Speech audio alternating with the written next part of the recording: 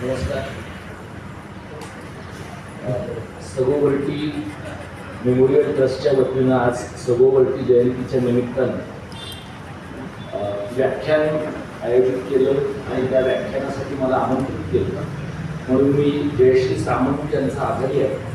आणि या कार्यक्रमाच्या निमित्ताने इथे उपस्थित असलेले मराठीच्या चळवळीशी संबंधित असलेले राज्यशास्त्राचे आमचे काही सहकारी आणि इतर काही मंडळी, सायमन मार्टिन आहेत, प्राध्यापक सुरेश गोडपगार आहेत, सोमनाथ विभुते आणि इतर मंडळी आहेत. या सगळ्यांचं मी एवढ्या प्रचंड उकाड्यात आणि घाम येण्याच्या परिस्थितीतही चला मराठी वाचवूया अशा विषयावर ऐकायला येण्याबद्दल मी सगळ्यांचे आभार मानतो. इथं 8-10 वाचनालयांच्या लोकांचं आता ग्रंथ भेट देऊन आयोजकांच्या वतीने कौतुक करण्यात आलं आणि या तालुक्यामध्ये असणाऱ्या ग्रंथालयांच्या बाबतीतली काही ओझरती माहिती, त्या वाचनालयांची ग्रंथसंख्या, त्यांचे वर्गणीदार या सगळ्यांच्या बद्दलची जाता जाता निवेदकांनी सांगितली. अशा पद्धतीनं वाचनालयांचा सत्कार करणं ही एक स्वागतार्ह गोष्ट आहे असं मी मानतो.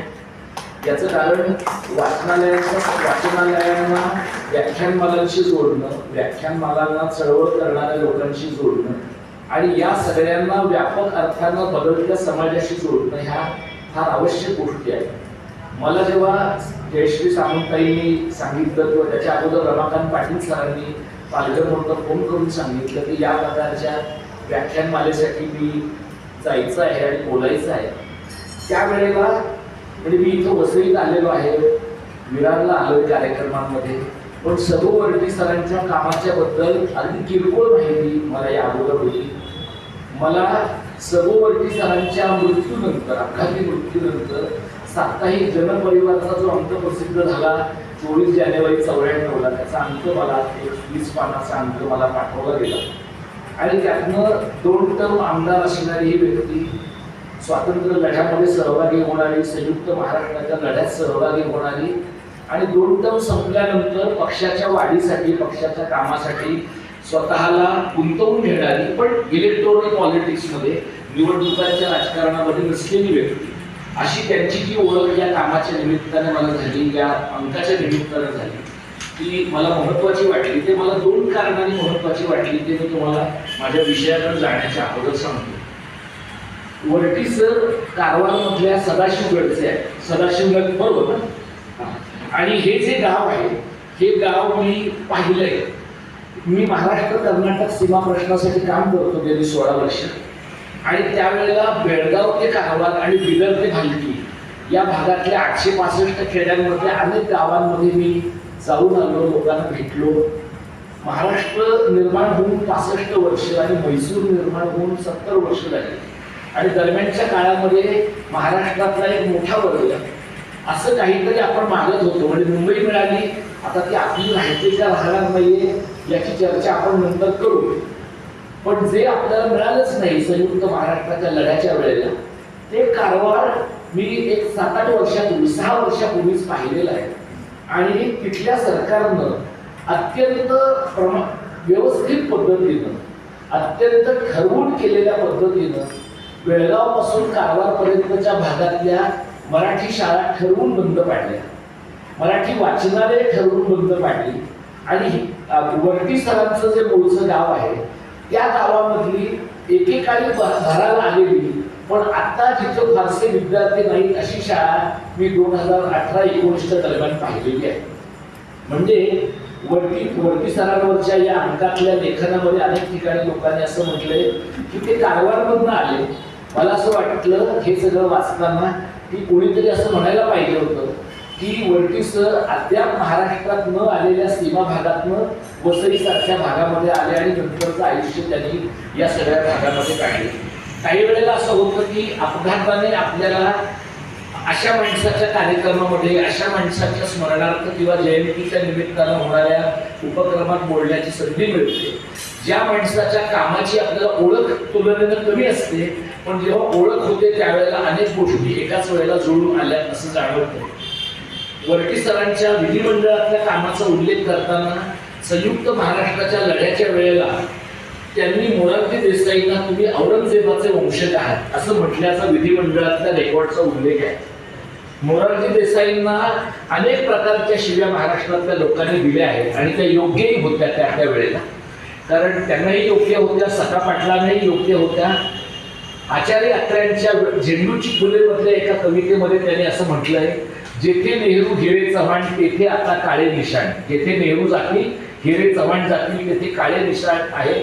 तशाच पद्धतीनं मोरारजींच्या सुद्धा नावाचं विडंबन करून ठिकठिकाणी झेंडूची फुलं मध्ये त्यांनी कवितांमध्ये त्याचा उल्लेख केला.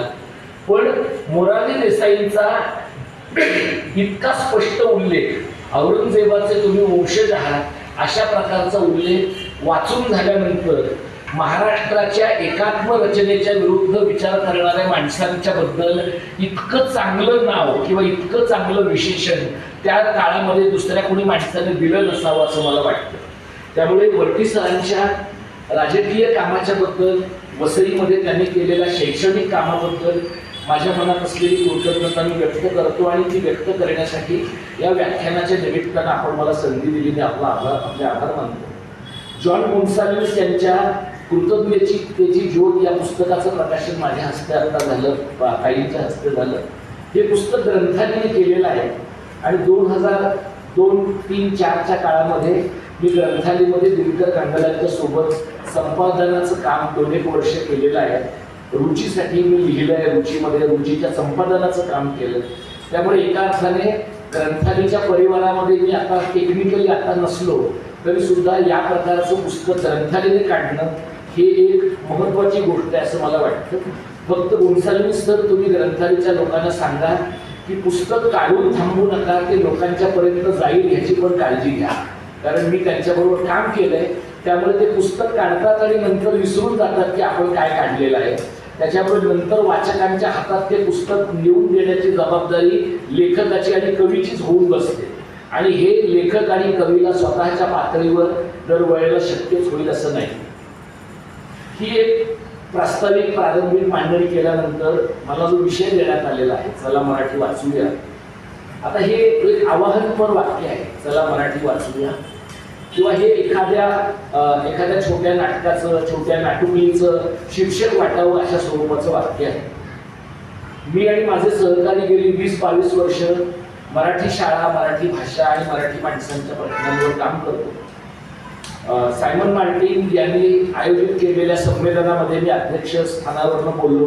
त्यावेळेला बरोबर ना, तेव्हा मी बोललो आणि त्यावेळेला मी मराठी भाषेच्या संबंधातलं माझं जे काही म्हणणं होतं ते मांडलं. आता ज्या वेळेला आपण असं म्हणतो आहोत की चला मराठी वाचूया, मी फक्त मला दिलेल्या व्याख्यानाच्या शीर्षकामध्ये चला मराठी वाचवूया आणि वाढवूया अशा प्रकारचा बदल करतो. याचं कारण वाचवण्याच्या प्रोसेसमध्ये आपण सातत्याने डिफेन्सवर असतो, बचावात्मक पवित्र्यामध्ये असतो आणि एखादी भाषा वाचवण्याच्या प्रक्रियेपेक्षा किंवा प्रक्रिये इतकंच ती भाषा वाढवण्याची प्रक्रिया अनेक वेळेला अत्यंत महत्त्वाची असते. आता मराठी वाचवण्याची वेळ आपल्यावर का आली आहे? मराठी वाचवावी असं सर्वदूर मराठी माणसाला महाराष्ट्रातल्या सातत्यानं का वाटतं याचा जर आपण विचार केला तर गेल्या 50-60 वर्षामध्ये मराठी भाषेची आपण जी काही अक्षम्य हेळसांड महाराष्ट्रामध्ये केली आहे, त्या अक्षम्य हेळसांडीनंतर अजून मराठी भाषा महाराष्ट्रात बोलली जाते आहे याचं आश्चर्य वाटावं अशा प्रकारची परिस्थिती आहे. आपण 1956 साली संयुक्त महाराष्ट्र समितीच्या झेंड्याखाली मराठी माणसं उभे राहिलो आणि संयुक्त महाराष्ट्र समितीने 3 वर्ष लढा दिल्यानंतर, 3-4 वर्ष लढा दिल्यानंतर 1 मे 1960 रोजी संयुक्त महाराष्ट्राची स्थापना झाली. ज्या वेळेला संयुक्त महाराष्ट्राची स्थापना झाली, तुम्ही त्यावेळेचा वृत्तांत इथे असलेल्या वाचनालयातल्या लोकांनाही कदाचित त्यांच्याकडे पुस्तक असेल नसेल तर तुम्ही ते घ्यायला पाहिजे असं मला वाटतं. लाजी पेशव्यांचं महाराष्ट्राचे महामंथन नावाचं संयुक्त महाराष्ट्राच्या लढ्याची डायरी स्वरूपाचं जवळपास 500-550 पानांचं पुस्तक आहे. त्या पुस्तकाची नवी आवृत्ती किंवा अगदी नवी वाटावी अशी आवृत्ती 2010 साली, म्हणजे राज्याला 50 वर्ष झाली, त्यावेळेला ती आवृत्ती लोकवाङ्मय गृहाने काढली आणि त्या आवृत्तीला एम.डी. पाटलांची प्रस्तावना होती. एम.डी. पाटलांनी हे राज्य मिळवण्याच्या प्रक्रियेत आपण काय केलं आणि मिळवून झाल्यानंतर काय केलं याचा एक तपशीलवार लेखाजोखा या सगळ्या त्यांच्या पुस्तकाच्या प्रस्तावनेमध्ये मांडलेला आहे. लालजी पेंडसे हे संयुक्त महाराष्ट्राच्या लढ्यामध्ये असलेले डाव्या चळवळीतले अत्यंत महत्वाचं नाव.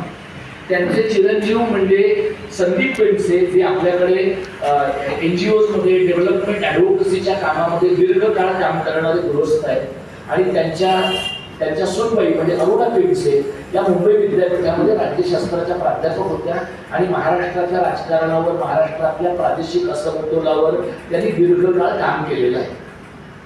लालजी पेंडसेंच्या त्या पुस्तकामध्ये असा एक उल्लेख आहे कॉम्रेड चितळ्यांच्या तोंडचा की राज्य आपण मिळवतो आहोत, पण राज्य मिळाल्यानंतर आपल्या मुलांना नोकऱ्या मिळतील का, आपल्या मुलांना रोजगार मिळणार आहे का, आणि रोजगार मिळणार नसेल किंवा मिळत नसेल पुरेसा तर त्याबद्दल आपण काय विचार करणार आहोत. तुम्हाला तर माहिती आहे संयुक्त महाराष्ट्र समिती हा काही पक्ष नव्हता. संयुक्त महाराष्ट्र समिती हा ज्याला तुम्ही ग्रँड अलायन्स म्हणता, महाआघाडी आपण म्हणतो, तशा प्रकारची महाआघाडी अशा प्रकारची ती आघाडी होती. याच्यामध्ये समाजवादी होते, डावे होते, शेड्यूल्ड कास्ट फेडरेशनचे लोक होते, काँग्रेसमधून नाराज झालेले नरवणेंच्या सारखे काही लोक होते ज्यांना असं वाटत होतं की महाराष्ट्र मिळणं गरजेचं आहे.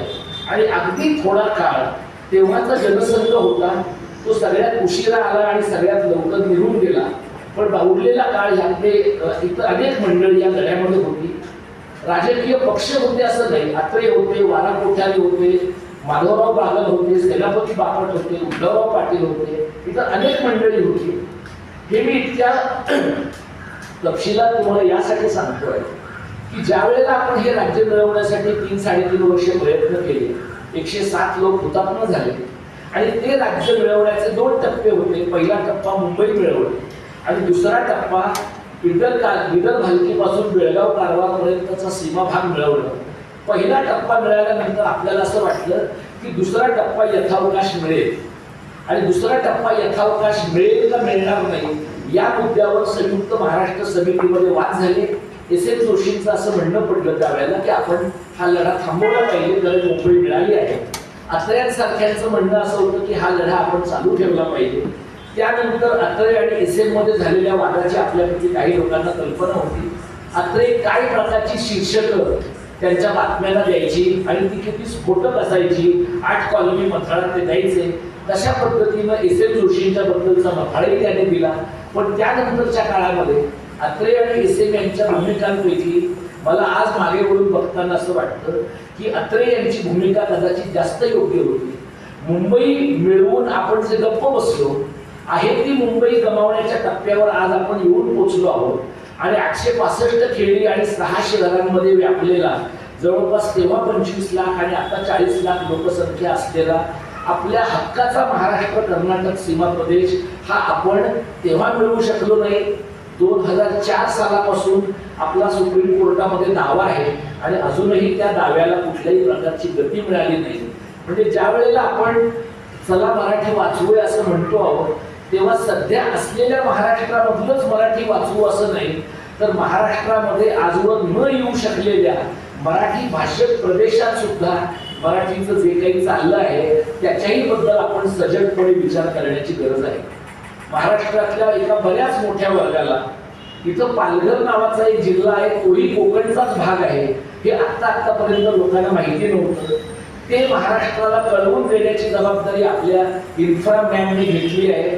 त्यामुळे वाढवण बंदर, मुरबे बंदर, इकडल्या जमिनी हस्तगत करणं, संपादित करणं आणि मुंबई शहराचं ज्या पद्धतीने वाटोळं केलं गेलं त्याच पद्धतीने नंतरच्या टप्प्याला पालघरचं करणं आणि पालघरचं भडंगीकरण आणि बखालीकरण करणं या दृष्टीनं आज आपण पूर्ण वेगानं वाटचाल करतो आहोत.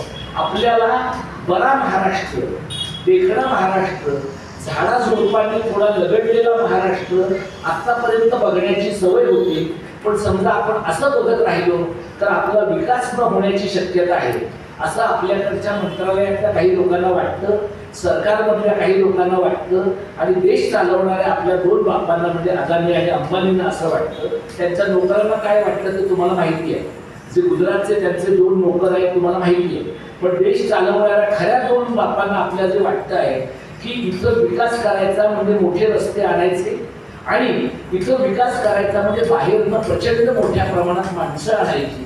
त्यामुळे ज्या वेळेला आपण मराठी वाचवूया असं म्हणतो, मराठी वाढवूया असं म्हणतो, मराठी वाढवूया असं म्हणतो, त्यावेळेला मराठी वाचवण्याच्या प्रयत्नामध्ये मराठी माणूस वाचवण्याच्या बद्दल आपलं काय म्हणणं आहे आणि मराठी माणूस आपल्या दृष्टीनं कोण आहे.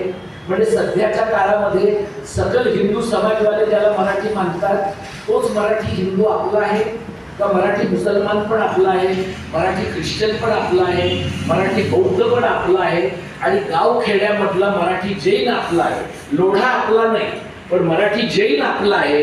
हा जो गावखेड्यातला मराठी माणूस आहे त्या मराठी माणसाची सगळी भाषेची जी वळणं आहे ती सगळी वळणं असलेली मराठी वाचवणं म्हणजे मराठी वाचवणं आहे. सदाशिव पेठेतली मराठी वाचवणं म्हणजे मराठी वाचवणं नाही. महाराष्ट्राच्या सर्व भागामध्ये मराठी भाषेचे जे वेगवेगळे लहेजे आहेत, जी वेगवेगळी रूपं आहेत, त्या वेगवेगळ्या रूपांमधल्या मराठीच्या बद्दल आपल्याला काय वाटतंय याचा एक नीट विचार करण्याची आत्ताच्या काळामध्ये गरज आहे. आता ही परिस्थिती आपल्यासमोर का आली किंवा ही परिस्थिती आपण आपल्यावर का ओढवून घेतली याचा जरा थोडा विचार करूया. आपल्याला राज्य मिळालं, राज्य मिळाल्यानंतर सर्वसाधारणपणे मराठी माणूस जेवढा आत्मसंतुष्ट आहे त्याच्यापेक्षा जास्त आत्मसंतुष्ट वागण्याकडे आपला कल राहिला आणि 60 साली राज्य निर्माण झालं. 62 साली संयुक्त महाराष्ट्र समिती फुटली. हे इथं राज्यशास्त्राची जी मंडळी आहेत, सामाजिक शास्त्रांची मंडळी आहेत, त्यांच्या हे लक्षात येईल की लोहियांच्या प्रेरणेनं उत्तर भारतामध्ये जो बिगर काँग्रेसवादाचा प्रयोग झाला त्याच्या अगोदर 10 वर्ष महाराष्ट्रामध्ये बिगर काँग्रेसवादाचा प्रयोग झालेला आहे आणि तो संयुक्त महाराष्ट्र समितीचा आहे. फरक काय आहे? उत्तर भारतातल्या प्रयोगांच्या बद्दल खूप लिहिलं गेलं आहे कारण त्यातले बरेच लोक 4 दिवस 10 दिवस 6 महिने का होईना सत्तेत आले, पण संयुक्त महाराष्ट्र समिती मात्र सत्तेच्या अगदी जवळ पोहोचून सुद्धा कधीही सत्ता स्थापन करू शकली नाही. 57 साली ते सत्तेच्या इतके जवळ पोहोचले की यशवंतराव चव्हाणांच्या असं लक्षात आलं की नेहरू आणि महाराष्ट्र याच्यापेक्षा आपल्याला नेहरू महत्त्वाचे वाटत असले तरी सर्वसामान्य लोकांना महाराष्ट्र महत्त्वाचा वाटतो आहे आणि त्यामुळे महाराष्ट्र स्थापन केला नाही 62च्या निवडणुकीपर्यंत तर काँग्रेस पक्षाचा 62च्या निवडणुकीमध्ये बाजार उठण्याची शक्यता आहे. म्हणून अत्यंत धूर्तपणाने त्यांनी 57 ते 60 हा कालावधी काँग्रेस पक्षाच्या सक्षमीकरणासाठी, संयुक्त महाराष्ट्र समितीच्या विकलांगीकरणासाठी आणि एका पातळीवर महाराष्ट्र निर्माण करण्यासाठी बॅक चॅनल डिप्लोमसी करण्यामध्ये त्यांनी वापरला. आणि त्यामुळे 1960च्या नंतर आपण असं म्हणत आलो गेली 65 वर्ष की यशवंतरावांनी महाराष्ट्राचा मंगल कलश आणला. टेक्निकली यशवंतरावांनी महाराष्ट्राचा मंगल कलश आणला तरी प्रत्यक्षामध्ये ज्यांनी महाराष्ट्राचा मंगल कलश आणलेला आहे त्यातले बहुतांश लोक हे काँग्रेसच्या बाहेरच्या यंत्रणेतले आहेत. ते समाजवादी आहेत, ते डावे आहेत, ते शेड्यूल्ड कास्ट फेडरेशनमधले आहेत आणि ते अत्रे वारा कोठारींपासून गत्रे माडखोलकरांच्या पर्यंत अनेक असे लोक आहेत की ज्यांनी वैयक्तिक पातळीवर कमालीचा मोठा संघर्ष केलेला आहे आणि किंमत दिली आहे. त्यामुळे आपण ज्या वेळेला मराठी आणि महाराष्ट्र वाचू अशी भूमिका घेतो त्यावेळेला आपल्याला संयुक्त महाराष्ट्र समितीसारखी रस्त्यावरची आणि लढाऊ भूमिका घ्यायची आहे का यशवंतरावांच्या सारखी इन्स्टिट्यूशनल पण बोटचेपी भूमिका घ्यायची आहे याच्याबद्दलचा एक निर्णय आपण केला पाहिजे. चव्हाण साहेबांनी महाराष्ट्रामध्ये भाषा संचालनालय, विश्वकोश निर्मिती मंडळ, साहित्य संस्कृती मंडळ या मराठी भाषेच्या विकासाच्या अत्यंत महत्त्वाच्या यंत्रणा स्थापन केल्या. त्या सगळ्या यंत्रणांचा परिणाम मराठी भाषा, मराठी शाळेच्या विकासासाठी पण झाला. एक महत्त्वाची गोष्ट चव्हाण साहेबांच्या काळामध्ये का झाली नाही कारण 60 साली ते राज्याचे मुख्यमंत्री झाले आणि 62 साली सह्याद्री हिमालयाच्या मदतीला धावून गेला, ते दिल्लीला निघून गेले. महाराष्ट्रात गेली 60 वर्ष सह्याद्री हिमालयाच्या मदतीला धावून गेला हे वाक्य पुन्हा पुन्हा सगळ्या भाषणांमध्ये आणि कार्यक्रमांमध्ये पेरण्याची सवय आहे. आपण थोडं इतिहासाचं नीट अनलर्निंगची प्रक्रिया, पुन्हा नव्याने शिकण्याची प्रक्रिया करूया की चव्हाण साहेब जर 62 साली दिल्लीला गेले नसते आणि पुढची 10 वर्ष त्यांनी जर महाराष्ट्रामध्ये काढली असती तर कदाचित महाराष्ट्राचा मराठी समाज म्हणून, मराठी भाषकांचा समाज म्हणून आज आपल्याला दिसतो आहे त्यापेक्षा अधिक बरा विकास होण्याची शक्यता होती.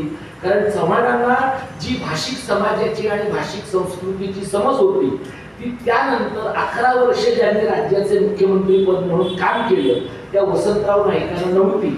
त्यांनी इतर सगळी कामं शेतीच्या बाबतीतली बरी केली आहे, पण भाषा संस्कृती आणि शाळांच्या बाबतीमध्ये ज्या प्रकारचं पायाभूत काम राज्य स्थापन झालं तेव्हा होण्याची शक्यता होती आणि गरज होती ते काम मात्र चव्हाण दिल्लीमध्ये गेल्यानंतर आपल्याकडे झालं नाही. दरम्यानच्या काळामध्ये संयुक्त महाराष्ट्र समिती मोडली आणि 66 साली शिवसेनेची स्थापना महाराष्ट्रात झाली आणि शिवसेनेची स्थापना आणि त्यानंतर 2006 साली महाराष्ट्र नवनिर्माण सेनेची स्थापना हे महाराष्ट्रातले 2 सध्या अस्तित्वात असलेले प्रादेशिकतावादी पक्ष आहेत. जे मराठीवादी पक्ष आहे त्यांच्या मराठीवादी असण्यामध्ये काही घोळ आहे, म्हणजे ते मराठी माणसांचा विचार करतात पण मराठी शाळांचा करतातच असं नाही. कारण या दोन्ही पक्षाच्या प्रमुख नेत्यांची मुलं मराठी शाळेत गेलेली नाहीत. त्यांना मराठी शाळा टिकली तर भाषा टिकेल हे जे मूलभूत गणित आहे हे त्यांच्याही लक्षात आलेलं नाही, इतरही मंडळींच्या लक्षात आलं नाही. 2 इतर प्रादेशिकतावादी पक्ष आपल्याकडे आहेत, ते 2 आहेत का 1 आहेत हे अद्याप लोकांना कळलेलं नाही.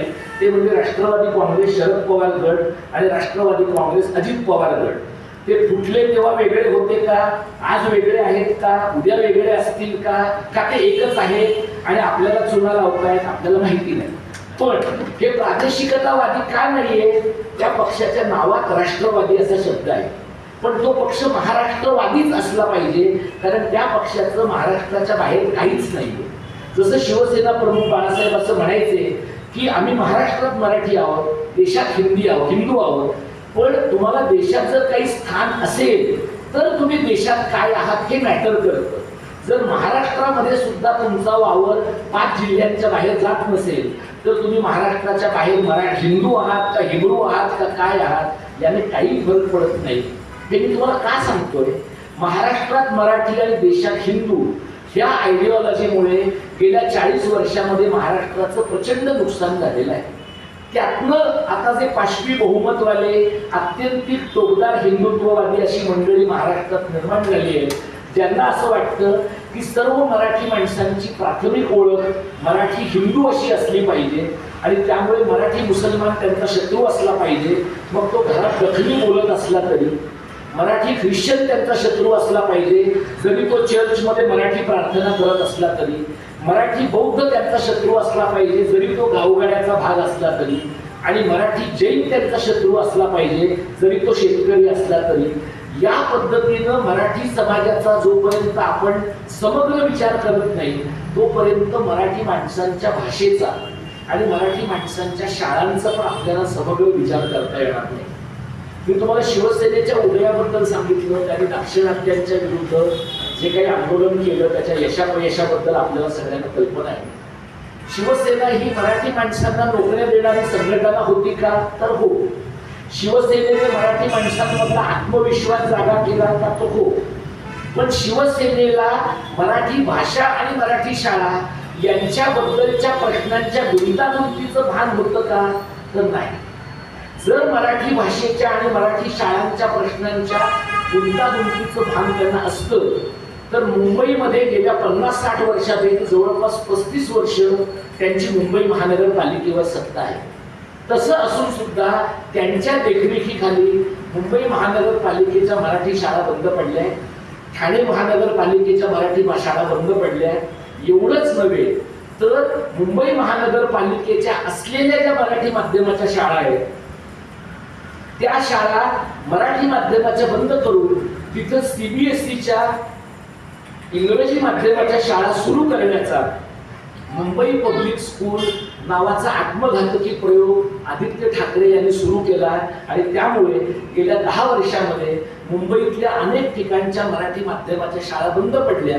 कारण तुम्ही महानगरपालिकेच्या शाळांमध्ये मुलांना CBSEच्या नावाखाली काहीही फुकट स्वरूपातलं शिक्षण देत असाल तर मराठी माध्यमाच्या शाळांना गळती लागणं स्वाभाविक आहे. तशा प्रकारची गळती मुंबईत लागली, तशा प्रकारची गळती ठाण्यात लागली, पुण्यात लागली, नवी मुंबईत लागली. 4 दिवसांपूर्वी नवी मुंबई महानगरपालिकेनं आपण इंग्रजी माध्यमाच्या बालवाड्या काढत आहोत अशी जाहिरात केलेली आहे. आता इंग्रजी माध्यमाच्या बालवाड्या तुम्ही काढत असाल, आणखी 1-2 वर्षांनी इंग्रजी माध्यमाचे खेळ वर्ग सुरू होतील आणि मुलांनी कुठल्याही पातळीवर मराठी शिकू नये अशा प्रकारची संस्थात्मक सोय आपण जर स्थानिक स्वराज्य संस्थांच्या मदतीनं करत असू, राज्य सरकारच्या मदतीने करत असू, तर मराठी दिसण्याच्या सगळ्या जागा आपण ठिकठिकाणच्या बंद करतो आहोत. त्यामुळे या पातळीवर मराठी शाळा टिकणं हा मराठी वाचवण्याचा, मराठी वाढवण्याचा एक अत्यंत महत्त्वाचा भाग आहे, आपण लक्षात घेतलं पाहिजे. 66 साली सुरू झालेली शिवसेना, 2006 साली सुरू झालेली महाराष्ट्र नवनिर्माण सेना, दोघांचे शत्रू बदललेले आहेत.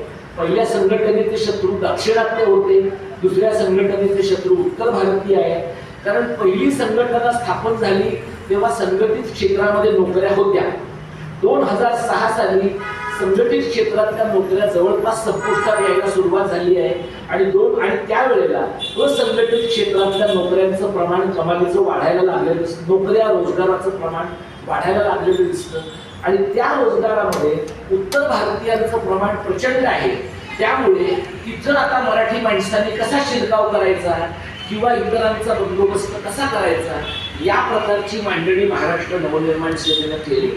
त्या मांडणीला हिंसकतेचंही बोट आहे आणि त्याच्यामुळे मांडणीचा भाग एका बाजूला आणि कृतीचा भाग दुसऱ्या बाजूला, या 2 गोष्टींचा आपण एकत्रित विचार करायला लागलो तर 1966 ची परिस्थिती, 2006 ची परिस्थिती आणि आज 2026 मधली परिस्थिती, या 2026 मध्ये परिस्थिती आपल्या अधिक हाताबाहेर गेलेली आहे असं आपल्याला जाणवतं. मराठी शाळांच्या बद्दल मी तुमच्याशी बोललो. मराठी भाषेची काय स्थिती आहे तर आता माझ्यासमोर जे पुस्तक प्रकाशित झालं, सर्वसाधारणपणे मराठी पुस्तकाची पहिली आवृत्ती किंवा कुठलीही आवृत्ती जेव्हा निघते तेव्हा 500 ते 1000 ची आवृत्ती निघते. गेल्या काही वर्षांमध्ये आपले प्रकाशक इतके हुशार झालेले आहे की ते लेखकालाच सांगतात तुमचं पुस्तक तुमची जबाबदारी, त्यामुळे तुम्हीच खर्च करा, आम्ही पुस्तक तुम्हाला छापून देतो, तुम्हीच वाटा. तुमच्या वाढदिवसाला वाटा, लग्नाच्या वाढदिवसाला वाटा, मित्रांना वाटा, नातेवाईकांना वाटा, अमुक इतकी पुस्तकं आम्ही तुम्हाला सवलतीत देतो आणि ती पुस्तकं वाटण्याची जबाबदारी लेखकाची, कवीची पण आहे. जे लोक नव्याने लेखक झालेले आहेत त्यांचा उत्साह संपायला वेळ लागतो, त्यामुळे मग ते काही वेळेला पुस्तकं लोकांना देतात, पण ही वितरणाची बरी पद्धत नाही. आपल्याकडे मराठी पुस्तकाची पहिली आवृत्ती अनेक ठिकाणी संपायला 8 ते 10 वर्ष लागतात, 1000 ची आवृत्ती संपायला. याच्या उलट हिंदीमध्ये 25-25 हजाराच्या आवृत्त्या काही पुस्तकांच्या 1-2 वर्षात संपतात. इंग्रजीची तुलना मी करत नाही, कारण इंग्रजीची बाजारपेठ प्रचंड मोठी आहे. म्हणजे इंग्रजीतलं पुस्तक तुम्हाला फोर्टमध्ये एखादं पुस्तक जे एरवी तुम्हाला 500ला मिळेल त्याची पायरेटेड कॉपी तुम्हाला 100 रुपयाला फोर्टला मिळते आणि पायरेटेड कॉपी 100 रुपयाला घेणारे पण हजारो लोक आहेत आणि ॲमेझॉनवरनं ओरिजिनल प्रत घेणारे पण हजारो लोक आहेत. आता मराठीमध्ये गेल्या 5-7 वर्षात मराठी भाषेतली पुस्तकं तुम्हाला रेल्वे स्टेशनच्या प्लॅटफॉर्मवर दिसायला लागली. ही सगळी पुस्तकं म्हणजे मी छावा पाहिलेला आहे, मी ययाती पाहिलेला आहे आणि मी कोसलाही पाहिलेला आहे. म्हणजे कोसला फुटपाथवर विकलं जात आहे हे पाहून नेमाडे सरांना धक्का बसण्याची शक्यता आहे. एवढा देशीवाद महाराष्ट्रामध्ये रुजलेला असेल असं काही नेमाडे सरांना आणि रंगनाथ पठारेंना आत्तापर्यंत वाटलं नसेल. पण कोसला फुटपाथवर विकली जाते याच्याबद्दल दुःख व्यक्त करायचं तर फुटपाथवरचा माणूस पण कोसला घेऊ शकतो आहे, त्यालाही ती वाचण्याची संधी मिळते याच्याबद्दल आनंद व्यक्त करायचा, याबद्दलच्या द्विधा मनस्थितीमध्ये मी आहे. कारण ते जे फुटपाथवर विकलं जाणारं पुस्तक आहे ती काही मूळच्या पुस्तकाची आवृत्ती नाही. त्यामुळे त्या पुस्तकाचा जो काही व्यवहार आहे तो व्यवहार विकणारा माणूस, घेणारा माणूस आणि ते पुस्तक बल्कमध्ये कुठेतरी बेकायदेशीरपणे छापणारा माणूस यांच्यातला व्यवहार आहे. अशा परिस्थितीमध्ये मुंबईसारख्या ठिकाणी पुस्तक विकलं जाणं, ठाण्यासारख्या ठिकाणी पुस्तक विकलं जाणं, पुण्यात विकलं जाणं शक्य आहे. तुम्ही महाराष्ट्रातल्या अनेक जिल्ह्यांमध्ये जा, जिल्ह्याच्या ठिकाणी पुस्तकं विकणारं पुस्तकाचं दुकान नाही आपल्याकडे. आणि पुस्तकं म्हणजे मी पाठ्यपुस्तकं म्हणत नाही, कॉलेजची पाठ्यपुस्तकं, संदर्भ पुस्तकं अशी तुम्हाला दुकानांमध्ये मिळतात.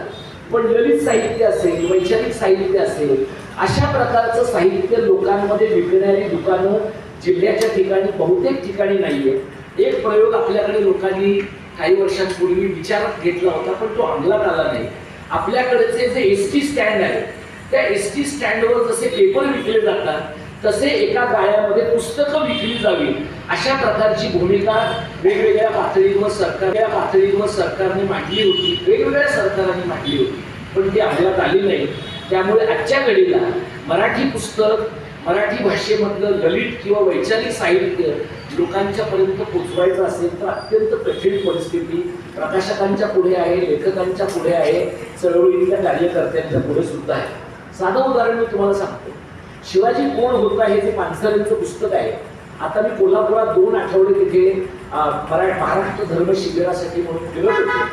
त्यावेळेला मी अनेक लोकांशी बोललो आणि ज्याने ते पुस्तक अलीकडे प्रसिद्ध केलं आणि संजय गायकवाड नावाच्या आपल्या टॉवेल घालणाऱ्या आमदाराच्या त्याने शिव्या पण खाल्ल्या, तो जो प्रशांत आंबी नावाचा तरुण प्रकाशक आहे, त्या प्रकाशकाशी बोलताना मी त्याला असं म्हटलं की तुम्ही गायकवाडचे आभार का मानले पाहिजे, की कोल्हापूर हे शाहू महाराजांचं गाव आहे असं येणारा प्रत्येक माणूस म्हणतो, पण त्या सगळ्याच लोकांना पानसरेंनी शिवाजी कोण होता हे 30 वर्षापेक्षा मागे लिहिलेलं जे पुस्तक आहे ते लिहिलेलं आहे आणि लिहिणारा माणूस हयात नाही, पण पुस्तक आहे हे कोल्हापुरातले आणि महाराष्ट्रातल्या लोकांना कळण्यासाठी संजय गायकवाडने शिवीगाळ करण्याची वेळ यावी लागलेली आहे.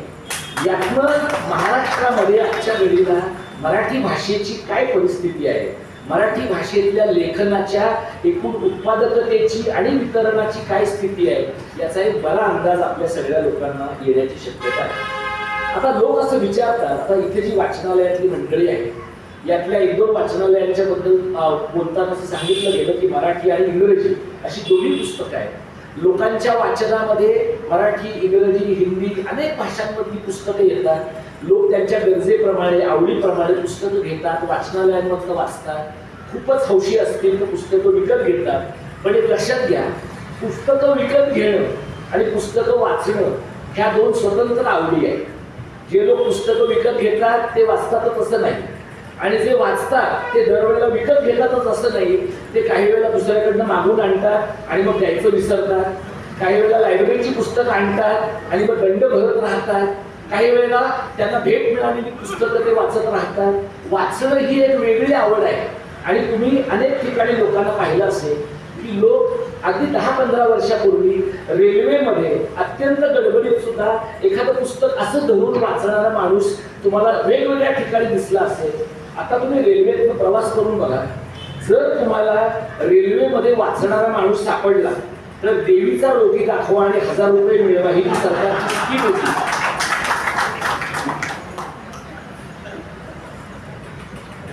या सरकारच्या स्कीम प्रमाणे आता पुस्तकं वाचणाऱ्या लोकांची परिस्थिती आहे.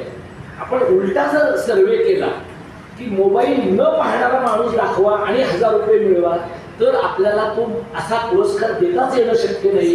कारण रेल्वेमध्ये बाया, पुरुष, लहान मुलं, अगदी कॉलेजमधली मुलं बघा, ज्यांचं पियर मधलं एकमेकांच्या सोबत असण्याचं वय खूप आहे आणि अनेक वेळा कॉलेजमधले मित्रमैत्रिणी 10-20 वर्षापूर्वीपर्यंत गप्पा मारत मारत दुसऱ्या स्टेशनात निघून गेल्याची उदाहरण आहे. आता लोक दुसऱ्या स्टेशनात एकाच कारणाने जाऊ शकतात की त्यांनी अनाउन्समेंट ऐकलेली नाहीये, त्यांच्या इयरपॉड्समुळे त्यांना कळलेलं नाहीये आणि मोबाईल बघता बघता त्यांना पुढचं काही आठवलेलं नाही. म्हणजे तुम्हाला मी कॉलेजमधली अशी मुलं पाहिली आहे की जी शेजारी बसली आहे पण एकमेकांशी अजिबात न बोलता त्यांचा तासनतासाचा प्रवास होतो आहे. हे जेव्हा घडतं तेव्हा नव्या पिढीची जी माणसं आहेत किंवा नव्या पिढीचे जे हितचिंतक आहेत, जेनझीचे, ते काय म्हणतात, या मुलांचा वाचनाचा फॉर्मॅट बदलला आहे. फॉर्मॅट बदलला आहे हे मला मान्य आहे. म्हणजे काय होतं, आधी लोक पुस्तकं वाचायची, आता मुलं PDF वाचतात. तुम्ही कॉलेजमधल्या मुलाला विचारा, प्राध्यापक मंडळी इथं जी आहे ती सांगतील, काहीही तुम्ही त्याला सांगितलं तर ते म्हणतात हे इंटरेस्टिंग आहे, ह्याची एक PDF पाठवा. तर हे PDF काय आहे, PDF ही वाचण्याची गोष्ट नाहीये, PDF ही सर्क्युलेट करण्याची गोष्ट आहे. म्हणजे एकेकाळी जशी संतोषी मातेची पत्र लोक पाठवायचे त्याच पद्धतीने लोक एकमेकांना PDF सर्क्युलेट करतात आणि समोरचा माणूस ते वाचेल अशा प्रकारचं एक गृहीतक लोकांच्या मनामध्ये असतं.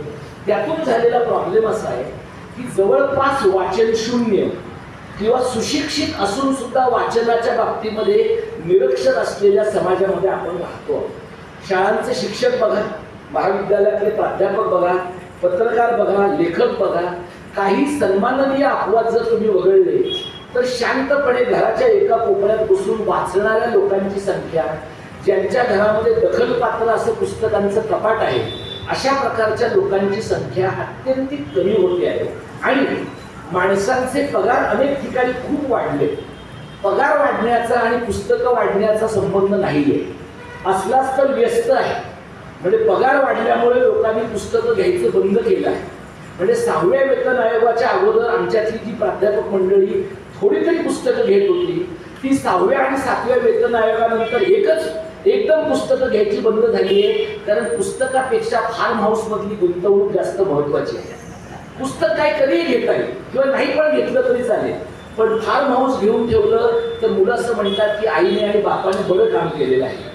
त्यामुळे आपण कोणती मालमत्ता ठेवतो, कोणता वैचारिक वारसा ठेवतो, तर आपण बौद्धिक वारसा न ठेवता स्थावर जंगम मालमत्तेचा वारसा ठेवण्याकडे आणि त्या प्रकारच्या भौतिक क्षमतेकडे पाहण्याचा लोकांचा कल वाढल्यामुळे मराठी भाषेची आताची जी स्थिती आहे ती अत्यंत गंभीर आहे हे आपल्याला दिसतं.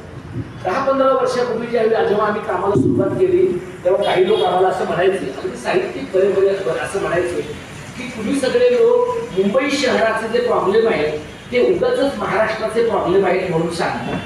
आता 3ऱ्या भाषेच्या सक्तीनंतर महाराष्ट्रातल्या जवळपास 20 जिल्ह्यांमध्ये मी गेल्या सव्वा वर्षात फिरून आलो.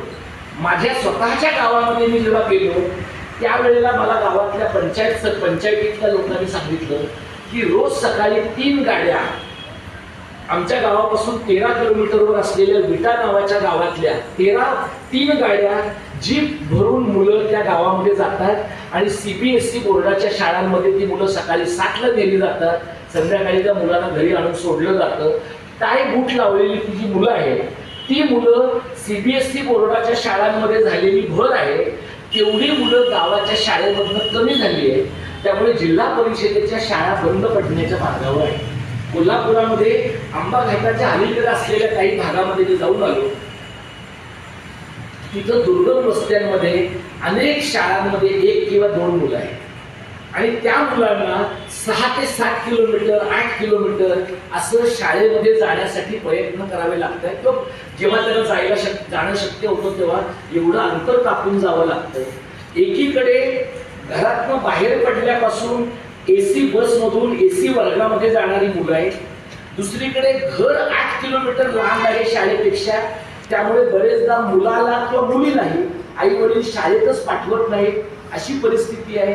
आणि तिसरीकडे मुंबईतल्या ज्या शाळांच्यासाठी आम्ही गेले काही काळ भांडत होतो अशा शाळा मुंबई महानगरपालिकेसारखी अत्यंत श्रीमंत यंत्रणा ठरवून मराठी शाळा बंद पाडते, स्ट्रक्चरल ऑडिटचे खोटे रिपोर्ट तयार करते आणि गरिबांच्या मुलांना ज्या शाळा 5 मिनिटावर होत्या त्यानंतरच्या वर्षामध्ये जायला 1 तास आणि यायला 1 तास शाळेसाठी मुलांना लागतो आणि त्यामुळे एका वर्षामध्ये शाळेत जाणाऱ्या मुलांची संख्या 56 वरून 6 वर येते. आणि आम्ही ज्या वेळेला आंदोलन करतो त्यावेळेला महानगरपालिकेचे लोक आम्हाला असं सांगतात, आम्हाला म्हणजे आमच्या बरोबरच्या लोकांना सांगतात, कशाला तुम्ही भांडण करता, आता 6च मुलं राहिली आहेत, पुढच्या वर्षापर्यंत ती पण नसणार आहे. म्हणजे आपल्या नालायकपणामुळे 56 ची 6 झाली याची यांना लाज नाही. याच्या उलट त्यांचं असं म्हणते की आता 6च आहेत ना, पुढच्या वर्षी ती पण राहणार नाही, म्हणजे शाळाच राहिली नाही, म्हणजे मुलंच राहिली नाही, तर शाळा टिकवण्याचा काहीच प्रश्न नाही. मग शाळा धोकादायक असो किंवा बिगर धोकादायक असो, आपोआप त्या शाळेचं रिअल इस्टेटमध्ये रूपांतर करता येणं शक्य आहे. मी याच्या अगोदरही बोललेलो आहे. मुंबईतल्या अनेक मराठी माध्यमाच्या शाळा पाडून त्यांचे 40 मजली 60 मजली टॉवरमध्ये रूपांतर करण्याचे यशस्वी प्रयोग मुंबई महानगरपालिका आणि बिल्डरने केले. जे मुंबईत घडतंय ते पुण्यात घडतंय, ते नागपुरात घडतंय, ते नाशिकमध्ये घडतंय, ते संभाजीनगरमध्ये घडतंय. आणि हे जेव्हा घडतं त्यावेळेला आपला जो राज्यकर्ता वर्ग आहे, मी राज्यकर्ता पक्ष म्हणत नाही, राज्यकर्त्यांकरती आघाडी किंवा युती म्हणत नाही, आपल्या राज्यकर्त्या वर्गांमध्ये एक असा अनस्पोकन अव्यक्त अशा स्वरूपाचा अलायन्स आहे की सत्तेत असलेले लोक आणि सत्तेच्या विरोधातले लोक यांचं बाकी 100 गोष्टींमध्ये दुमत असेल, पण मराठी शाळा कोणाच्याच उपयोगाच्या नाही याच्याबद्दल मात्र त्यातल्या बहुतेकांचं एकमत आहे. कारण यातल्या बहुतेकांनी आपली मुलं मराठी माध्यमात घातली नाही. बहुतेकांच्या संस्था या CBSE ICSE बोर्डाच्या इंग्रजी माध्यमाच्या आहेत. त्यामुळे जितक्या लवकर महानगरपालिकेची शाळा बंद पडेल, जितक्या लवकर झेडपीची शाळा बंद पडेल, तितक्या लवकर या शाळांची, इंग्रजी माध्यमाच्या शाळांची दुकानं वाढण्याची शक्यता आहे. या संदर्भामध्ये जेव्हा आपण विचार करतो की मराठी शाळेचं यानंतरच्या काळात काय होईल, मराठी भाषेचं यानंतरच्या काळात काय होईल, त्यावेळेला ज्या प्रश्नाचा आपण अत्यंत गांभीर्याने विचार केला पाहिजे तो म्हणजे मराठी शाळा आणि मराठी भाषेच्या संदर्भामध्ये मराठी माणसाचं यानंतरच्या काळात काय होणार आहे. आणि ज्यावेळेला मी मराठी माणसाचं असं म्हणतो त्यावेळेला सर्व जाती धर्माचा मराठी भाषा बोलणारा माणूस असं मी गृहीत धरलेलं आहे आणि ती आपली महाराष्ट्रीय म्हणून ओळख आहे.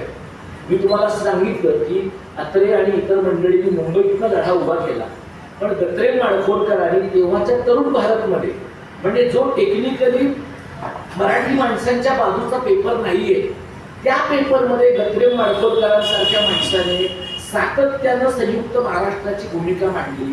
तुम्ही मला सांगा, आज या घडीला आपल्याला अत्रे माहिती आहेत कारण ते पाठ्यपुस्तकात आहे, माडखोलकर आपल्याला माहिती आहेत का? ज्यांनी संपूर्ण मराठवाडा महाराष्ट्रामध्ये आणला ते स्वामी रामानंद तीर्थ आपल्याला माहिती आहेत का? रामानंद तीर्थ सोडा, त्यांच्यानंतर काही बरीच 1-2 दशकं जगलेले अनंतराव भालेराव आपल्याला माहिती आहेत का? खानदेशामध्ये ज्यांनी मराठीसाठी काम केलं, कोकणात ज्यांनी काम केलं, ती सगळी मंडळी जर आपल्याला माहिती नसतील तर आपलं एकूण मराठीच्या बद्दलचे जे ज्ञान आहे ते विकिपीडियामध्ये रेडीली उपलब्ध होणाऱ्या माहितीवर आधारित आहे. महाराष्ट्र नावाची एक ओळख निर्माण करण्यासाठी, मराठी भाषक म्हणून एक ओळख निर्माण करण्यासाठी आणि महाराष्ट्र धर्म जगवण्यासाठी आपल्याला एक विचार असा केला पाहिजे की आजच्या घडीला मराठी माणसाची महाराष्ट्रात काय स्थिती आहे आणि मराठी माणूस नाही राहिला या महाराष्ट्रामध्ये, नाही तगला तर मराठी कोण वाचवेल? म्हणजे या राज्यामध्ये येणारा जो परप्रांतीय आहे गेल्या 10 वर्षात 20 वर्षामध्ये जो रिक्षा इथे 20-25 वर्ष राहतो पण त्याला मराठी शिकायचं नाहीये, त्याला तुम्ही मराठी शिकायला सांगितलं की रिक्षावाल्यांची युनियन तुम्हाला सांगते आम्ही 4 मे पासून संपावर जाणार आहोत आणि मग आमचा परिवहन मंत्री शेपूट घालतो आणि म्हणतो नाही ना जमत तुम्हाला मराठी, आम्ही पुढचे 3 महिने तुम्हाला मराठी शिकवतो. अरे जे 25 वर्ष इथं येऊन मराठी शिकले नाही ते पुढच्या 3 महिन्यात काय शिकणार आहे? आणि त्यांना कोण शिकवतंय मराठी? मुंबई मराठी साहित्य संघ आणि कोमसाप या दोनही संस्था साहित्याच्या संस्था आहेत. यातल्या मुंबई मराठी साहित्य संघानं किमान अमराठी लोकांच्या मराठीचे काही वर्ग तरी चालवले होते. कोमसापला तर तो पण अनुभव नाही, त्यांची तर एकूणच भाषिक व्यवहारात बोंब आहे आणि ती मधुबाईंच्या काळापासूनची आहे. त्यामुळे अशा संस्था 2 ते 3 कोटी रुपये घेऊन आता रिक्षावाल्यांना मराठी शिकवतात. 2 दिवसांपूर्वी लोकसत्तेमध्ये बातमी आहे की इतर राज्यांमधून ज्यांनी मेडिकलच्या पदव्या प्राप्त केलेल्या आहेत त्या मंडळींना महाराष्ट्रामध्ये वैद्यकीय कामाचा परवाना मिळणार आहे.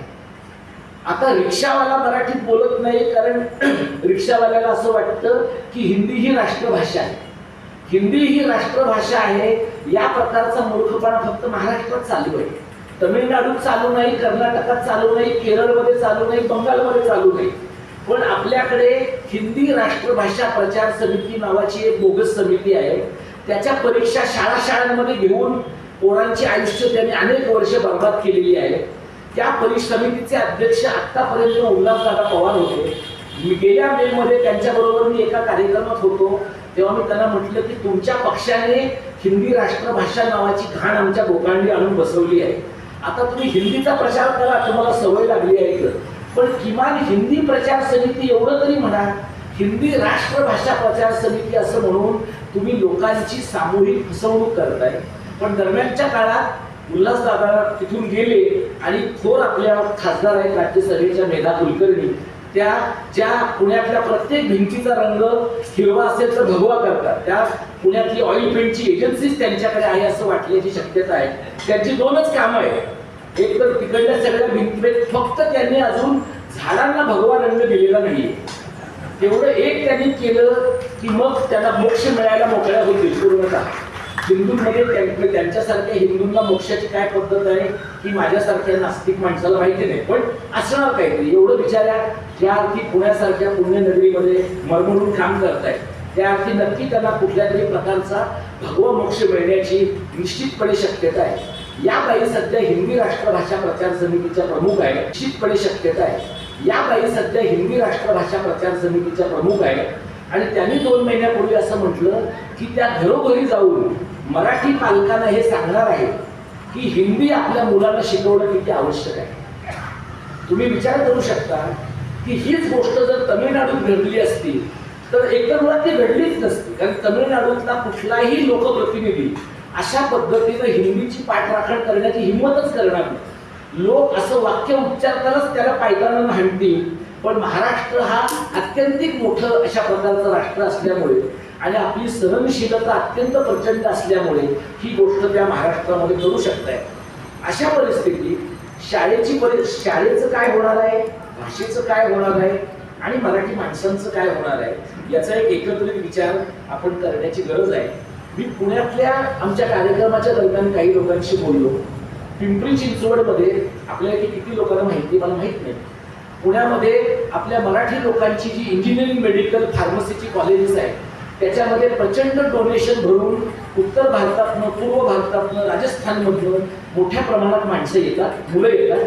ते येतात मग शिकून झालं की ते हिंजवडीमध्ये तिथल्या सॉफ्टवेअर कंपन्यांमध्ये कामाला लागतात आणि पिंपरी चिंचवडमध्ये घरं घेतात आणि मग त्या सोसायट्यांमध्ये जी काही थोडी बहुत आपली मराठी माणसं आहेत त्या माणसांना ते असं सांगतात की सोसायटीच्या व्हॉट्सअप ग्रुपवर तुम्ही मराठी असला तरी मराठीमधून मेसेज पाठवायचा नाही. हे पिंपरी चिंचवडमध्ये घडतं. कोल्हापुरात तुम्ही जर गेलात तर कोल्हापूरच्या लोकांना शाहू महाराजांच्या खालोखाल जो अभिमान आहे तो तांबड्या पांढऱ्या रश्श्याचा आहे, हे तुमच्या लक्षात येईल. कोल्हापुरामध्ये नवे धनदांडगे जैन एवढे माजलेले आहे की सोसायट्यांच्या ओपन स्पेसमध्ये जर पार्टी करायची असेल तर नॉनव्हेजचे पदार्थ खाता येणार नाही असं कोल्हापुरातल्या सोसायट्यांमध्ये घडतं आहे, आत्ताच्या घडीला घडतं आहे. नाशिकमध्ये घडतंय, मुंबईत काय घडतं हे तुम्हाला माहिती आहे. मुंबईत आता काही ठिकाणी ज्या रस्त्यावरनं जैन मुली चालणार आहेत सोसायट्यांच्या त्या रस्त्यांवर सफेद पट्ट्या त्यांनी मारून ठेवलेल्या आहेत. खऱ्या सफेद पट्ट्या त्यांनी लोकांच्या अंगावर मारण्याची गरज आहे की म्हणजे कळलं पाहिजे लोकांना की हा जैन आहे आणि हे मराठी आहे, म्हणजे हे मर्त्य मानव आहे, यांची या शहरामध्ये या सोसायटीमध्ये फारशी गरज नाहीये. हे सगळे लोक आपण आपल्या बोकांडी आणून बसवलेले आहेत. तुम्ही आज मी पालघरमध्येही म्हणालो गेल्या 6 महिन्यातले तुम्ही लोढाचे आणि फडणवीसांचे फोटो काढून बघा. 60% जास्त टक्के फोटोमध्ये लोढा फडणवीसांच्या बरोबर आहे. खातं काय आहे त्याचं? कौशल्य विकास मंत्रालय आहे. गृहमंत्री आहे का तो? नगर विकास मंत्री आहे का तो? अत्यंत महत्वाच्या खात्यांचा मंत्री आहे का? नाही. त्याचं खातं कमी महत्वाचं आहे. काय महत्वाचं आहे? त्याच्याकडचं लँड पार्सल महत्वाचं आहे. काही 1000 एकरांची जमीन त्याच्या ताब्यात आहे. अदानी शेठच्या ताब्यात तर त्याने बोट ठेवलेली ती जागा त्याला NMR प्रांतामध्ये मिळते आहे. तुमच्यापैकी जे कोणी लोक इथून अटल सेतूवरनं पनवेलकडे गेली असतील, अटल सेतू संपला की अंबानी शेठची जमीन सुरू होती. म्हणजे जमिनी एकेकाळी आपल्या गाववाल्यांच्या मराठी माणसांच्या होत्या, आता त्या जमिनी गुजर मारवाड्यांच्या आहेत. मी आज सकाळच्या भाषणामध्ये असं म्हटलं की राजापूरमध्ये कृपाशंकर सिंगची काहीशे एकर जमीन आहे. त्यानंतर तिथे उठून बसलेल्या एकाने मला सांगितलं की राजापूरमध्ये सोडा, आंबा घाट जिथे सुरू होतो, रत्नागिरी जिथे सुरू होतं त्याच्या जवळच्या भागामध्ये कृपाशंकर सिंगची 2000 एकराची जमीन आहे. तुम्ही मला सांगा कृपाशंकर सिंग हा काही पॅराशूट करून त्या भागामध्ये गेलेला आहे का? त्याला मदत करणारा तलाठी, ग्रामसेवक, प्रांत, तहसीलदार हे सगळे महसूलमध्ये बदमाश आपले आहेत ना. या बदमाशांनी जर पैसे खाल्ले नसते तर कृपाशंकर सिंग हा रात्री बेरात्री एका रात्रीमध्ये शेतकरी कसा काय होतो? अमिताभ बच्चन एका रात्री शेतकरी कसा काय होतो? तुम्ही कोकणात जाऊन बघा, कोकणामध्ये बारसू आणि नाणारच्या जमिनी टेक्निकली आपल्या रत्नागिरी आणि सिंधुदुर्गातल्या पुढाऱ्यांच्या आहेत, त्यांच्या बगल बच्च्यांच्या आहेत, पण त्या जमिनीसाठी वापरला गेलेला पैसा मुंबईतल्या गुजर मारवाड्यांचा आहे. म्हणजे संपूर्ण मुंबई शहर, उपनगर आणि एमएमआरचा प्रांत यामधनं जशा मराठी शाळा हद्दपार होतात, वाचनालय हद्दपार होतात, तसं मराठी माणसाचं पूर्ण जगणं हद्दपार करण्याची प्रक्रिया सुरू आहे. आणि त्यामुळे तुम्हाला असं दिसेल की मराठी माणूस कर्जतमधनं निघतो आणि CST ला पोचतो, त्यामुळे आपण प्रवास करतो ह्याच्यातच त्याला फार बरं वाटतंय. इथे तो विरारमधनं निघाला आणि चर्चगेटला त्या चरकामधनं बाहेर पडला की त्याला आपण जिवंत बाहेर पडलो याचंच आश्चर्य आणि आनंद वाटतो आहे. त्यामुळे जेव्हा माझ्यासारखे लोक आता इथं वसईसारख्या ठिकाणी येऊन एखादं भाषण करतात, त्यावेळेला तुम्ही बघा की सर्वसामान्य माणसाला याच्यामध्ये रस आहे का हा एक प्रश्न, आणि असला तरी त्याचे दैनंदिन प्रवासाचे आणि जगण्याचे प्रश्न इतके टोकदार आहेत की असं काही ऐकत बसण्यापेक्षा असा व्हिडिओ युट्यूबवर डाउनलोड करून रेल्वेच्या प्रवासामध्ये ऐकणं त्या माणसाला जास्त सोयीचं वाटतंय. त्यामुळे मला गेल्या वर्षभरात असे अनेक लोक भेटलेले आहेत की आम्ही तुमचे युट्यूबवरचे व्हिडिओ पाहतो असं त्यांनी म्हटलंय, कारण लोकांना प्रत्यक्ष कार्यक्रमात येऊन संघर्षात सहभागी होण्यापेक्षा व्हर्च्युअली सहभागी होणं जास्त सोपं, सोयीचं आणि शक्य वाटतंय. यातला प्रॉब्लेम काय आहे, आणखी 10 वर्षांनी महाराष्ट्राचे 2 किंवा 3 भाग होण्याची दाट शक्यता आहे. एमएमआरचा जो प्रांत आहे तो तर आपल्या गुजरातच्या माफियांच्या नजरेतला भाग आहे, कारण त्यांना 56 ते 60च्या दरम्यानच मुंबई महाराष्ट्रात हवी होती. त्यांना आता मुंबई नुसती मुंबई जी पाहिजे होती ती त्यांना मुंबई आता 4 जिल्ह्यांच्या सकट मिळते. म्हणजे बाबासाहेबांनी तेव्हा असं म्हटलं होतं की मुंबई का महाराष्ट्राची आहे, कारण मुंबई उर्वरित महाराष्ट्राशी ऑर्गॅनिकली जोडलेली आहे. मुंबईला पाणी महाराष्ट्र देतो, मुंबईला वीज महाराष्ट्र देतो, मुंबईला अन्नधान्य महाराष्ट्र देतो, आणि म्हणून हे सेंद्रिय नातं आहे. तुम्ही आता बघा या 5 जिल्ह्यांमधनं निघणारं जे पाणी आहे ते पाणी निघतंय आदिवासी पाड्यांमधनं, पण ते जातंय दक्षिण मुंबईमधल्या 80 मजल्याच्या टॉवर मधल्या इन्फिनिटी मॉलमध्ये, इन्फिनिटी स्विमिंग पूलमध्ये. जिथनं ते पाणी निघतंय तिकडच्या माणसांना ते पाणी द्यावं एवढी किमान संवेदनशीलता लोकांमध्ये नाही, आणि लोकांना ते महत्वाचंही वाटत नाही. कारण आपल्याला आदिवासी पाड्यांमधला काय प्रश्न आहे, झोपडपट्ट्यांमधल्या लोकांचा काय प्रश्न आहे, याच्यापेक्षा मार्केट आपल्याला कुठले प्रश्न विकत आहे, बाजार आपल्या पुढे कुठले प्रश्न आणतो आहे, ह्या गोष्टी जास्त महत्वाच्या वाटतात. एमएमआरचं राज्य आहे, उर्वरित महाराष्ट्राचं राज्य आहे, आणि विदर्भ वेगळा करायचा आहे असं आपल्या मुख्यमंत्र्यांनी खूप मागे म्हटलं होतं. तेव्हा त्यांना ते जमलं नाही, कारण एकदा महाराष्ट्राचं मुख्यमंत्रीपद मिळालं की विदर्भाचं मुख्यमंत्रीपद ही कोसाडगावची पाटीलकी वाटते. पण आता असं आहे की जर तुम्हाला दिल्लीवर राज्य करायचं असेल आणि 29 साली व्हेकन्सी होईल ना, असं आपण गृहीत धरतोय की आपला जो माणूस दिल्लीमध्ये आहे तो 29 साली तरी म्हणेल की अरे आता माझं वय झालंय, जाऊ द्या मला, तो असं म्हणण्याची शक्यता खूप कमी आहे असं माझं पर्सनल निरीक्षण आहे. तो पृथ्वीच्या अंतापर्यंत सुद्धा तिथे राहावं लागलं तरी तो राहण्याची शक्यता आहे. पण असं आपण धरलं की तो 29 ला जाईल तर तेव्हा जी व्हेकन्सी होईल त्या व्हेकन्सीत आपला हा नागपूरचा माणूस स्पर्धेत आहे. तो स्पर्धेत असल्यामुळे त्याला मराठी लोकांवर प्रेम करणं गरजेचं नाही, त्याला गुजर मारवाड्यांच्या भांडवलावर प्रेम करण्याची गरज आहे आणि भैयांच्या लोकसंख्येवर प्रेम करण्याची गरज आहे. म्हणून हिंदी सक्तीचं सगळं भूत गेल्या वर्षी आपल्या बोकांडी मारलं गेलं. तुम्ही लक्षात घ्या, हिंदी सक्तीचा निर्णय त्यांनी अपघाताने केलेला नाही, आणि हिंदी सक्तीचा निर्णय त्या बिचाऱ्या दादा भुसेनचा पण नाही, त्यांचा अकारण बोकड झालेला आहे त्या सगळ्या प्रोसेसमध्ये. पण ते बोलू का शकत नाही. एकदा तुम्ही गुवाहाटीला जाऊन 50 कोटी खिशात घेतले की मग तुमच्या तोंडाला चिकटपट्ट्या बसतात, तुम्हाला काही बोलता येत नाही. दादा भुसे हे त्या गुवाहाटीच्या रेडा पंथातले असल्यामुळे त्यांना त्याबद्दल काही बोलता येण्याची सोय नाही. ते अनेकदा असं म्हणालेले आहे खाजगी लोकांना, या निर्णयाशी माझा काही संबंध नाही, हा मंत्रालयाच्या 6व्या मजल्यावरून आलेला निर्णय आहे. म्हणून तो निर्णय रद्द करण्याचा निर्णय पण कोणी जाहीर केला, मुख्यमंत्र्यांनी जाहीर केला. समितीचा निर्णय पण कोणी जाहीर केला, मुख्यमंत्र्यांनी जाहीर केला. आणि गेल्या वर्षभरामध्ये मराठी लोकांना असं टांगतं ठेवणं ही सगळी भूमिका सुद्धा यांनीच घेतली आहे. याचं कारण आत्ताच्या घडीला महाराष्ट्रामध्ये जे हिंदुत्वाचं राजकारण आहे, हिंदुस्थानचं राजकारण आहे, या राजकारणामध्ये मराठी लोक ऑलरेडी गणलेले आहेत. इथे वसईच्या पुढे मीरा भाईंदरमध्ये तुम्ही पाहिलं असेल, आता जेव्हा ईद झाली त्यावेळेला मीरा भाईंदरला दुसऱ्या पाकिस्तानचं रूप देण्यामध्ये दोन्ही धर्माच्या मंडळींना यश आलेलं आहे. मीरा भाईंदर ही त्यांची प्रयोगशाळा आहे, मिरज ही संभाजी भिडेची प्रयोगशाळा आहे, कोल्हापूर ही पण त्याची प्रयोगशाळा आहे, अशा अमरावती ही राणा कुटुंबियांची आणि इतरांची प्रयोगशाळा आहे.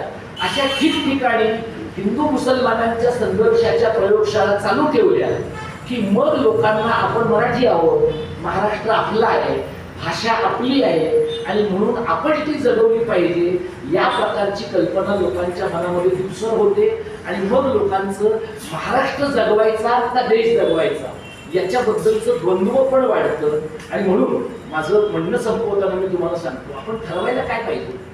आपण ठरवायला हे पाहिजे की सह्याद्रीने सह्याद्रीची काळजी घ्यायची, आपण मराठी माणसं म्हणून सह्याद्री आणि सातपुड्याची काळजी घ्यायची, हिमालयाची काळजी घेणं ही गायपट्ट्यातल्या हिंदू आणि मुसलमानांची जबाबदारी आहे. त्यांचं ते बघून घेते. तिकडचा हिमालय ढासळला, हिमालयाचं भूस्खलन झालं, पहिल्यांदा ते मरणार आहे, त्यांचा प्रॉब्लेम आहे. आपल्या लोकांनी फक्त कारण नसताना चारधाम यात्रांना जाऊन तिकडल्या भूस्खलनात स्वतःचा जीव देऊ नये एवढी काळजी आपल्या लोकांनी घेतली तरी पुरेशी आहे. उत्तर भारतातला जो मुसलमान आहे आणि उत्तर भारतातला जो हिंदू आहे, त्या दोन्हीची सांस्कृतिक मानसिकता वर्चस्ववादाची आहे.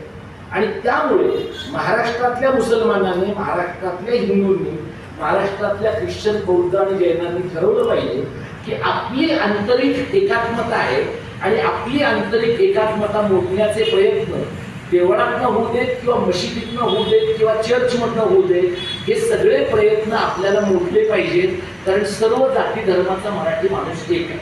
आता हे कसं घडेल? तर हे घडण्याचे मला दोन मार्ग वाटतात ते मी सांगतो आणि मग थांबतो. मी सायमन मार्टिनानं मगाशी असं म्हटलं की लोकांचे काही प्रश्न असतील तर ते मला घ्यायला आवडतील, ते काही तुम्ही ठरवा आणि इतरही आयोजकांनी ठरवा. तर मला बरेचदा असं वाटतं की लोकांच्या मनात प्रश्न असतात, लोकांना काहीतरी बोलायचं असतं, फक्त एवढी काळजी घ्या की प्रश्न म्हणजे प्रश्नच विचारा. काही वेळेला लोक समांतर भाषणं सुरू करतात आणि मग आयोजकांना कुठून आपण हा उद्योग केला असं वाटायला लागतं आणि मग ते कार्यक्रम संपल्यावर वक्त्याला शिव्या घालतात. ते होण्यापेक्षा जे काही मोजके प्रश्न असतील ते विचारा. दोन गोष्टी करता येणं शक्य आहे. एक म्हणजे जो महाराष्ट्र आजच्या घडीला आपल्याला एकसंध दिसतो आहे, तो एकसंध महाराष्ट्र टिकवून ठेवण्यासाठी आपल्याला 107 हुतात्म्यांनी जे केलं ते त्यांनी प्रत्यक्षात जीव दिलाय, त्यांनी महाराष्ट्र पाहिला नाही. आता जर समजा अशा प्रकारचं काही आंदोलन झालं जे आपल्याकडे काँग्रेस जनता पार्टीच्या लोकांनी काल जंतर मंतरवर केलं, धर्मेंद्र प्रधानचा राजीनामा मागितला. माझा अंदाज असा आहे की धर्मेंद्र प्रधान हा इतका गेंड्याच्या कातडीचा मनुष्य आहे की तो तातडीनं हे काही करण्याची शक्यता नाही. एवढी मुलं त्याने आत्महत्या केल्या, एवढ्या पालकांची परिस्थिती बिकट झाली, पण हे इतक्या निबळ काळजाचे लोक आहेत की त्यांचं ते कदाचित माझा अंदाज असा आहे की आताची जी काही नीटची परीक्षा आहे त्याच्यामध्ये ते हवाई दलाकडनं पेपर देणार आहे. तुम्ही पेपर वाचलं का ते? तर इतक्या बुद्धिमान कल्पना सुचणारे लोक आपण सत्तेत आणलेले आहेत की आता ते हवाई दलाच्या मदतीने पेपर देत आहेत, पुढे ते नौदलाच्या मदतीने देऊ शकतील, मग प्रत्यक्ष रणगाडे शाळेमध्ये देऊ शकतील. हे त्यांना शक्य आहे कारण 100 वर्ष त्यांचं आयुष्य बौद्धिक ऐकून ऐकून त्यांचा मेंदू झिजला आहे. असे जे झिजलेल्या मेंदूचे लोक आपण गेल्या 12 वर्षात 14 वर्षात नव्या स्वातंत्र्यानंतर सत्तेत आणलेले लोक आहेत. या माणसांना हलवणं हाच महाराष्ट्र धर्म सत्तेमध्ये महाराष्ट्र धर्माच्या पुनरुज्जीवनाचा सगळ्यात महत्त्वाचा भाग आहे. आणि सर्व शहाण्या सुरत्या लोकांनी हे ठरवलं पाहिजे. त्यात राजकीय पक्षाचे, बिगर राजकीय पक्षाचे, नागरिक चळवळीतले सगळे लोक आले की जर तुम्हाला आडनावाने मराठी राहायचं नसेल तर मराठी शाळा टिकवण्याला काही पर्याय नाही. म्हणजे तुम्ही असं म्हणाल की आम्ही पुरणपोळी खाऊ, आम्ही नऊवारी साड्या नेसू, आम्ही टोपी घालू, आम्ही धोतर घालू, आम्ही सत्यनारायणाच्या पूजा घालू, हे सगळं तुम्ही कराल तर तुम्ही सांस्कृतिक अर्थाने मराठी राहण्याची शक्यता आहे. पण तसे मराठी लोक सिलिकॉन व्हॅलीत पण आहे, ते सिद्धिविनायकाच्या पूजा ऑनलाईन करतात, अशा मूर्ख लोकांच्या मंदिरात जर तुमचा समावेश व्हायला हवा असं तुम्हाला वाटत नसेल तर घरात, शाळेत आणि सर्व सार्वजनिक व्यवहारामध्ये मराठी भाषा टिकली पाहिजे आणि ती टिकण्यासाठी शाळा टिकणं ही त्याची पूर्वअट आहे.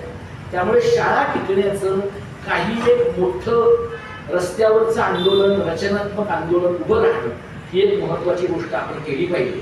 या दोन गोष्टी करण्यासाठी आज जसं मी पालघरमध्ये लोकांना आवाहन केलं, अशा प्रकारचं केंद्राचं, समविचारी संस्थांचं असं काही एकत्रित काम जर आजच्या आपल्या या सभेनंतर वरटी सरांच्या मेमोरियल ट्रस्टच्या सोबत आपल्याला करता आलं तर मला वाटतं की यासारख्या व्याख्यानांचा काही एक उपयोग होईल. एक 100-150 माणसं तुम्ही हे सगळं ऐकायला आलात त्याबद्दल मी तुमचे आभार मानतो. एक फक्त मी मुद्दा सांगतो, सुरुवातीला मी सांगणार होतो पण तो मुद्दा मी शेवटी सांगतो आहे. जवळपास 10 वाचनालयांचे लोक इथं आलेले आहेत आणि तुमचं कौतुक होणं ही अत्यंत आवश्यकच गोष्ट आहे, कारण ग्रंथालय चालवणाऱ्या माणसांचं कौतुक फार कमी होतं. माझा तुम्हाला प्रश्न असा आहे की समजा ग्रंथालयांच्या पुरस्काराचा कार्यक्रम आज नसता तर तुम्ही या कार्यक्रमाला आला असता.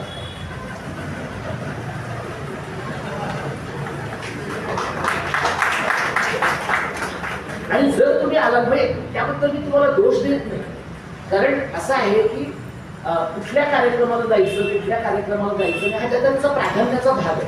पण तुम्ही विचार करा की ग्रंथालयांचं कौतुक करणाऱ्या कार्यक्रमात ग्रंथालयाचे लोक आहेत, पण जे तुमचे वाचक आहेत त्या वाचकांना असं वाटलंय का की बाबा आमच्या वाचनालयाचं कौतुक झालंय तर आपण पण 2 माणसांनी जरा ह्यांच्या कौतुकासाठी सोबत गेलं पाहिजे.